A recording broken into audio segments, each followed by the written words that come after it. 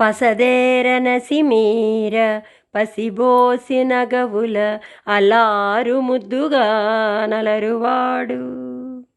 పరమార్థతత్వ విస్ఫురణ రీతి చలంగ చిలిపి చేష్టలను కన్గిలుపువాడు.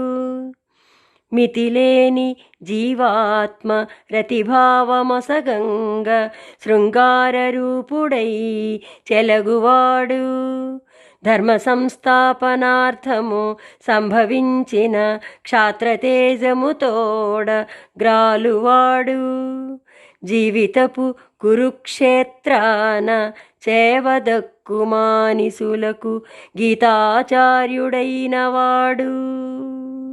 లలిత లీలా విలాస సంకలిత చరితుడతడు.